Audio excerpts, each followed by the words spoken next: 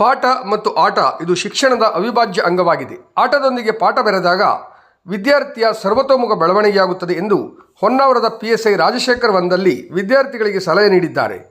ಹೊನ್ನಾವರದ ಕವಲಕ್ಕಿಯ ಶ್ರೀ ಭಾರತಿ ಆಂಗ್ಲ ಮಾಧ್ಯಮ ಶಾಲೆಯಲ್ಲಿ ನಡೆದ ವಾರ್ಷಿಕ ಕ್ರೀಡಾಕೂಟವನ್ನು ಉದ್ಘಾಟಿಸಿ ಮಾತನಾಡಿದ ಅವರು, ಆಟೋಟದಲ್ಲಿ ಸೋಲು ಗೆಲುವು ಸಾಮಾನ್ಯವಾಗಿದ್ದು ಇದನ್ನು ಸಮವಾಗಿ ಸ್ವೀಕರಿಸಿದರೆ ಜೀವನದಲ್ಲಿ ಯಶಸ್ಸು ಗಳಿಸಲು ಸಾಧ್ಯವಿದೆ ಎಂದರು. ಕವಲಕ್ಕಿಯ ಡಾಕ್ಟರ್ ಲಕ್ಷ್ಮೀಶ್ ಭಟ್ ಅವರು ಮಾತನಾಡಿ, ಕ್ರೀಡೆಯು ಆರೋಗ್ಯವನ್ನು ವೃದ್ಧಿಸುವ ಜೊತೆ ಮನುಷ್ಯರನ್ನು ಕ್ರಿಯಾಶೀಲರನ್ನಾಗಿ ಮಾಡಲಿದೆ ಎಂದರು.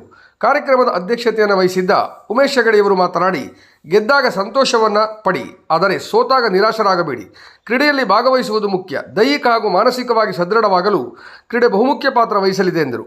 ಸಂಸ್ಥೆಯ ಗೌರವಾಧ್ಯಕ್ಷ VG ಹೆಗಡೆ ಗುಡಿಗೆ ಹಾಗೂ ಆಡಳಿತಾಧಿಕಾರಿ MS ಹೆಗಡೆ ಗುಣವಂತೆ, ಮುಖ್ಯ ಶಿಕ್ಷಕಿ ವೈಲೆಟ್ ಫರ್ನಾಂಡಿಸ್ ವೇದಿಕೆಯಲ್ಲಿ ಉಪಸ್ಥಿತರಿದ್ದರು. ಶಿಕ್ಷಕಿ ರೇಷ್ಮಾ ಜೋಗಳೇಕರ್ ಸ್ವಾಗತಿಸಿ ವಿನೋದ್ ಡಿಕೋಸ್ಟಾ ವಂದಿಸಿದರು. ಸೌಮ್ಯ ಹೆಗಡೆ ಹಾಗೂ ಅಂಜನಾ ಶೆಟ್ಟಿ ಕಾರ್ಯಕ್ರಮ ನಿರ್ವಹಿಸಿದರು. ಶಂಕರ್ ಶಿಂಗೆ ಪ್ರಮಾಣ ವಚನವನ್ನು ಬೋಧಿಸಿದರು.